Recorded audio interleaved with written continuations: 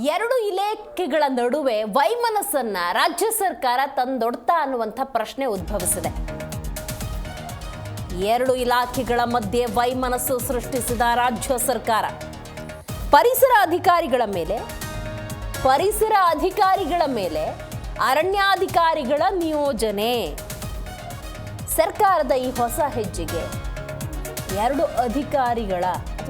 ಇಲಾಖೆಗಳ ಅಧಿಕಾರಿಗಳ ನಡುವೆ ಜಟಾಪಟಿ. ಎರಡು ಇಲಾಖೆಯ ಸಿಬ್ಬಂದಿ ಅಧಿಕಾರಿಗಳ ಜಟಾಪಟಿಗೆ ವೇದಿಕೆ ಸೃಷ್ಟಿಯಾಯ್ತಾ ಅನ್ನುವಂಥ ಪ್ರಶ್ನೆ ಉದ್ಭವಿಸಿದೆ. ಪರಿಸರ ವರ್ಸಸ್ ಅರಣ್ಯ ಇಲಾಖೆ ಅಧಿಕಾರಿಗಳನ್ನು ಪ್ರತಿಷ್ಠಾಪನೆಗೆ ಪ್ರಸ್ತಾಪ ಬಂದಿದೆ. ಈ ನಿಟ್ಟಿನಲ್ಲಿ ಒಂದು ನಿರ್ಧಾರಕ್ಕೆ ಪ್ಲಾನ್ ಮಾಡಿಕೊಂಡಿದೆ. ಹೇಗೆ ಪರಿಸರ ಅಧಿಕಾರಿಗಳ ಮೇಲೆ ಅರಣ್ಯ ಅಧಿಕಾರಿಗಳ ನಿಯೋಜನೆಗೆ ಪ್ಲಾನ್, ಇದಕ್ಕೆ ಸಹಮತ ವ್ಯಕ್ತವಾಗುವುದು ಬಹಳ ಕಷ್ಟ ಸಾಧ್ಯ. ಪರಿಸರ ಮಂಡಳಿ ವರ್ಸಸ್ ಅರಣ್ಯ ಇಲಾಖೆ ಅಧಿಕಾರಿಗಳನ್ನು ಪ್ರತಿಷ್ಠಾಪಿಸುವ ಪ್ರಸ್ತಾವನೆ ಸರ್ಕಾರದ ಮುಂದಿರೋದ್ರಿಂದಾಗಿ ಈ ನಿಲುವಿಗೆ ಬಂದರೆ ಮುಂದೇನು ಅನ್ನೋದೇ ಸದ್ಯದ ಪ್ರಶ್ನೆ. ಮಂಡಳಿ ಅಧಿಕಾರಿಗಳ ಹುದ್ದೆಗೆ ಅರಣ್ಯ ಅಧಿಕಾರಿಗಳನ್ನು ತಂದು ಕೂರಿಸುವಂತಹ ಪ್ಲಾನ್ ಇದು. ಪರಿಸರ ಮಾಲಿನ್ಯ ನಿಯಂತ್ರಣ ಮಂಡಳಿಯ ವಿವಿಧ ಹುದ್ದೆಗಳ ಮೇಲೆ ಕಣ್ಣಿಟ್ಟಂಗೆ ಕಾಣ್ತಾ ಇದೆ. ಉಪ ಪರಿಸರ ಅಧಿಕಾರಿಗಳ ಹುದ್ದೆಗೆ ಸಹಾಯಕ ಅರಣ್ಯ ಅಧಿಕಾರಿಗಳ ನೇಮಕಕ್ಕೆ ಸಿದ್ಧತೆ. ಪರಿಸರ ಅಧಿಕಾರಿ ಹುದ್ದೆಗೆ ಉಪ ಅರಣ್ಯ ಸಂರಕ್ಷಣಾ ಅಧಿಕಾರಿಗಳನ್ನು ಕೂರಿಸೋದಕ್ಕೆ ಪ್ಲಾನ್ ಮಾಡ್ಕೊಂಡಂಗೆ ಕಾಣ್ತಾ ಇದೆ. ಹಾಗೆ ಮಂಡಳಿಯ ತಾಂತ್ರಿಕ ಹುದ್ದೆಗೆ ವಲಯ ಸಂರಕ್ಷಣಾ ಅಧಿಕಾರಿಗಳ ನಿಯೋಜನೆಗೆ ಪ್ಲಾನ್ ಅಂತ ಹೇಳಲಾಗ್ತಾ ಇದೆ. ಪರಿಸರ ಅಧಿಕಾರಿ, ಉಪ ಪರಿಸರ ಅಧಿಕಾರಿ, ಸಹಾಯಕ ಪರಿಸರ ಅಧಿಕಾರಿ ಹುದ್ದೆಗೆ ಅರಣ್ಯ ಇಲಾಖೆಗೆ ಸಂಬಂಧಪಟ್ಟಂತಹ ಅಧಿಕಾರಿಗಳನ್ನು ನೇಮಕ ಮಾಡುವುದನ್ನು ಒಪ್ಪಿಕೊಂಡ್ರೆ ನಿಜಕ್ಕೂ ಕೂಡ ಆ ಥರ ಪ್ಲ್ಯಾನ್ಸ್ಗಳಿದೆ. ಇದು ಎಷ್ಟರ ಮಟ್ಟಿಗೆ ಅಪಾಯಕಾರಿ ಅಂತ. ಹಾಗಾಗಿ ಮಂಡಳಿಯಲ್ಲಿ ಕೆಲಸ ಮಾಡೋರು ಪಾಡೇನು, ಗತಿಯೇನು ಅನ್ನೋದು ಸದ್ಯದ ಪ್ರಶ್ನೆಯಾಗಿದೆ. ರೈಟ್, ಈ ಬಗ್ಗೆ ಹೆಚ್ಚಿನ ಮಾಹಿತಿಯನ್ನು ನಮ್ಮ ಪ್ರತಿನಿಧಿ ಮಂಜುನಾಥ್ ನೀಡ್ತಾರೆ.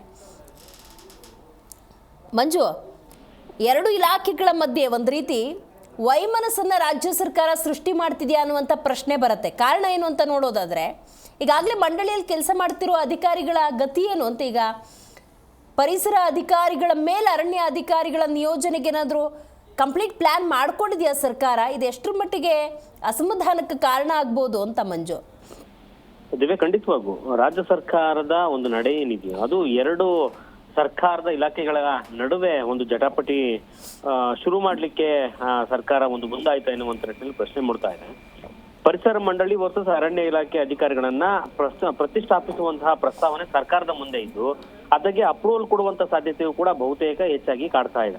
ಈ ಕಾರಣದಿಂದಾಗಿ ಈ ಎರಡು ಇಲಾಖೆಯ ಅಧಿಕಾರಿಗಳು ಸೇರಿದಂತೆ ಸಿಬ್ಬಂದಿಗಳ ನಡುವೆ ವೈಮನಸ್ಸು ಸೃಷ್ಟಿ ಮಾಡುವಂತಹ ಕೆಲಸ ಕೂಡ ಸರ್ಕಾರ ಮಾಡುತ್ತಿದೆ ಅನ್ನುವಂತ ಪ್ರಶ್ನೆ ಕೂಡ ಆ ಎರಡು ಇಲಾಖೆ ಅಧಿಕಾರಿಗಳ ಜೊತೆಗೆ ಸಿಬ್ಬಂದಿಗಳ ನಡುವೆ ಉಂಟಾಗಿರುವಂತದ್ದು. ಎರಡು ಇಲಾಖೆ ಸಿಬ್ಬಂದಿ ಅಧಿಕಾರಿಗಳು ಜಟಾಪಟಿಯ ವೇದಿಕೆ ಸೃಷ್ಟಿ ಮಾಡಲಿಕ್ಕೂ ಕೂಡ ಸರ್ಕಾರವೇ ಪ್ರಮುಖ ಕಾರಣ ಎನ್ನುವಂತ ನಿಟ್ಟಿನಲ್ಲೂ ಕೂಡ ಈ ಒಂದು ಆರೋಪ ಸರ್ಕಾರದ ಮೇಲೆ ಕೇಳಿ ಬರ್ತಾ ಇದೆ.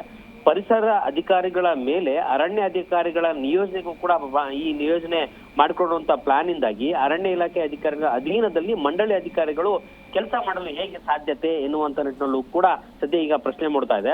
ಪರಿಸರ ಮಾಲಿನ್ಯ ನಿಯಂತ್ರಣ ಮಂಡಳಿ ವಿವಿಧ ಹುದ್ದೆಗಳ ಮೇಲೆ ಕಣ್ಣು ಬಿದ್ದಿದ್ದು ಮಂಡಳಿ ಅಧಿಕಾರಿಗಳ ಹುದ್ದೆಗೆ ಅರಣ್ಯ ಅಧಿಕಾರಿಗಳನ್ನ ತಂದು ಕೂರಿಸುವಂತಹ ಪ್ರಮುಖವಾದಂತಹ ಪ್ಲಾನ್ ಇದಾಗಿರುವಂತದ್ದು. ಉಪ ಪರಿಸರ ಅಧಿಕಾರಿಗಳ ಹುದ್ದೆಗೆ ಸಹಾಯಕ ಅರಣ್ಯ ಅಧಿಕಾರಿಗಳ ನೇಮಕಕ್ಕೂ ಕೂಡ ಈ ಒಂದು ಪ್ಲಾನ್ ಮಾಡಿಕೊಂಡಿರುವಂತದ್ದು. ಜೊತೆಗೆ ಪರಿಸರ ಅಧಿಕಾರಿ ಹುದ್ದೆಗೆ ಉಪ ಅರಣ್ಯ ಸಂರಕ್ಷಣಾ ಅಧಿಕಾರಿ ಕೂರಿಸುವಂತಹ ಕೆಲಸ ಕೂಡ ಇದೊಂದು ಪ್ರಮುಖವಾದಂತಹ ಒಂದು ಯೋಜನೆ ಆಗಿದೆ. ಹಾಗೆ ಮಂಡಳಿ ತಾಂತ್ರಿಕ ಹುದ್ದೆಯ ವಲಯ ಸಂರಕ್ಷಣಾ ನಿಯೋಜನೆಗೆ ಈ ಒಂದು ಅಧಿಕಾರಿಗಳ ಒಂದು ಜಟಾಪಟಿಯ ಒಂದು ತಂತ್ರಾಂಶವನ್ನ ಸರ್ಕಾರದ ಮಟ್ಟದಲ್ಲಿ ಒಂದು ಪತ್ರದ ಮೂಲಕವಾಗಿ ಹಸ್ತು ಎನ್ನುವಂತಹ ಪತ್ರ ಈಗ ಜೀ ಕನ್ನಡ ನ್ಯೂಸ್ ನಲ್ಲೂ ಕೂಡ ಡಾಕ್ಯುಮೆಂಟ್ ಸಮೇತವಾಗಿ ತೋರಿಸುವಂತ ಪ್ರಯತ್ನ ಮಾಡ್ತಿರುವಂತದ್ದು.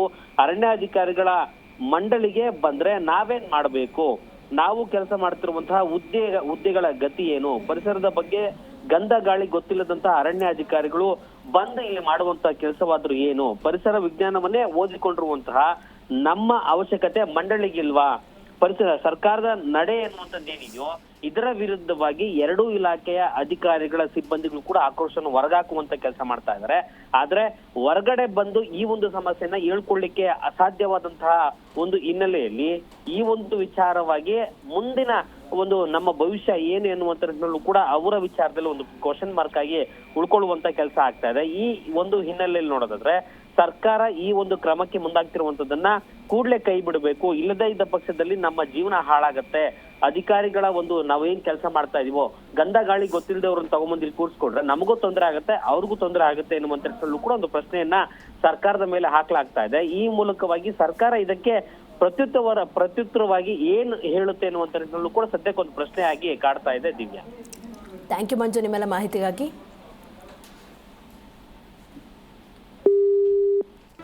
ಜಿ ಕನ್ನಡ ನ್ಯೂಸ್ ಈಗ ನಿಮ್ಮ ಮನೆಯಲ್ಲೇ ನೋಡಿ, ಎಲ್ಲ ಕೇಬಲ್ಗಳಲ್ಲಿ ಈಗ ಲಭ್ಯ.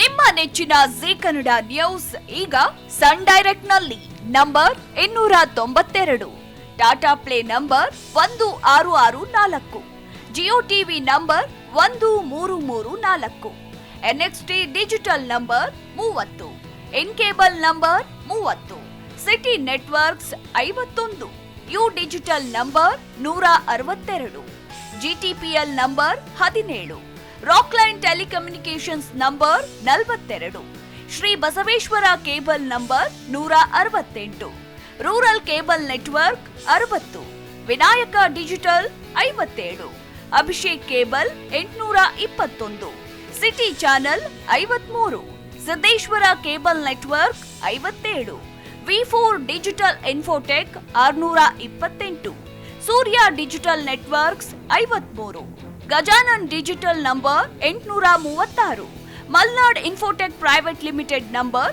56, Metrocast number 830, Victory digital number 167ರಲ್ಲಿ ನೋಡಿ ಆನಂದಿಸಿ.